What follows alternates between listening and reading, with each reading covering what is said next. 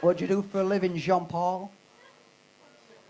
You're a warehouse manager. Cool, and I bet we've got a lot in common, you know, like what we do, like living-wise, like, you know, job satisfaction-wise and stuff. And as a firefighter, I've seen a few things. Let's play a little game. I'll say something I've seen, you say if you've seen it. Guy with a rose down the end of his willy, stuck because he's pushed it in and the thorns go that way and he's... Not seen that? Okay, 1-0 to me. What about a guy with his cock and balls stuck in a train wheel bearing? No, 2-0. Like this. I'll tell you this story. This guy with his cock and balls stuck in his train wheel bearing. Right. I will point this out. I can see your horrified faces. It wasn't still attached to the train. This guy wasn't like, oh, look at that, the 4 o'clock to Newcastle, boom. This guy, he worked alone, funnily enough, in a warehouse. No, he worked in a workshop, working on train parts on his own. It was his own business. And a train wheel bearing, I'd never seen one before. Have you seen a train wheel bearing before? You look familiar, that's all. No, this guy, metal train wheel bearing, it's a sort of a piece of metal that goes inside a train wheel like yay big. It's got a hole in the middle about this big. And this guy working alone in his workshop looked at that and thought, I wonder if my cock and balls will fit inside that train wheel bearing. And he tried it. And here's the thing, right?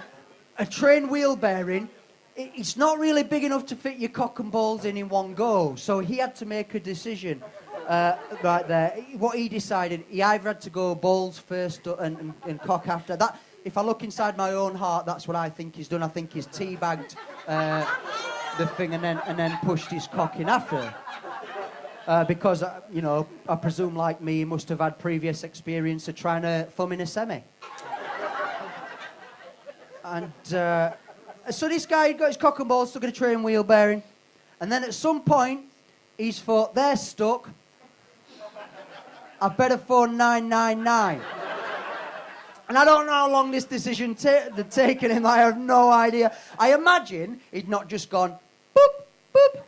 That's stuck. 999. Send me 8 men to come and look at this.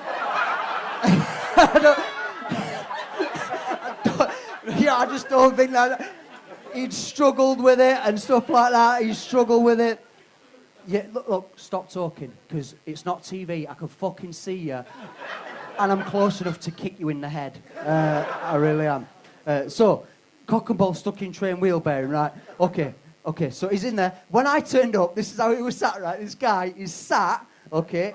He's sat there, he's looking very sheepish for a start. And yet he'd made himself like a dignity blanket out of a curtain.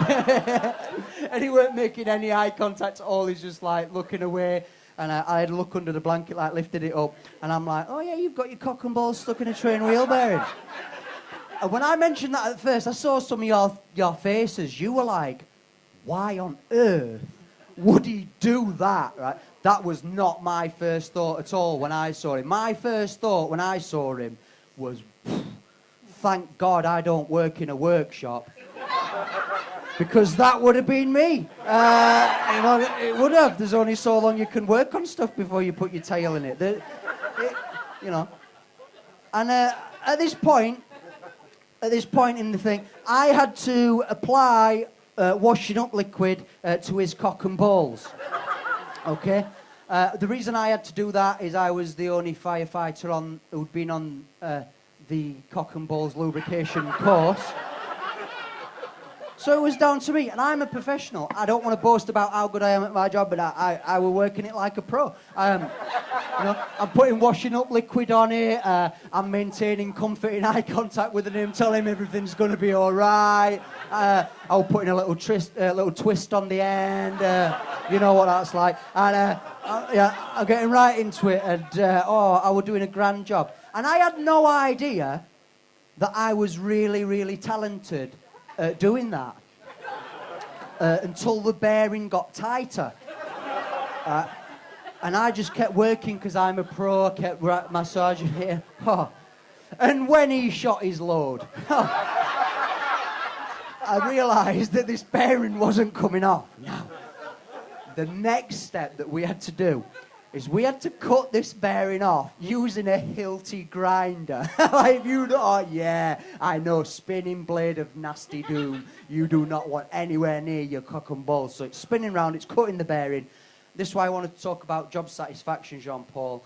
The bearing just, we cut through it, we didn't hurt him at all, and the bearing, it just fell off. It was absolutely magic. The bearing fell off, and this guy was so relieved. He just wrapped his arms around me, and he was going, thank you, you're my hero, thank you, like that. And he kissed me on the cheek, and it was a really, really touching moment. I'd saved somebody. It was a bit awkward, because I still had hold of his cock and balls.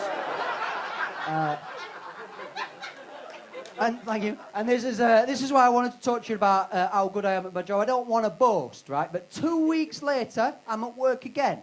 999 gets another phone call. This guy had got his cock and balls stuck in another train wheel bearing, and he asked for me personally. Thank you.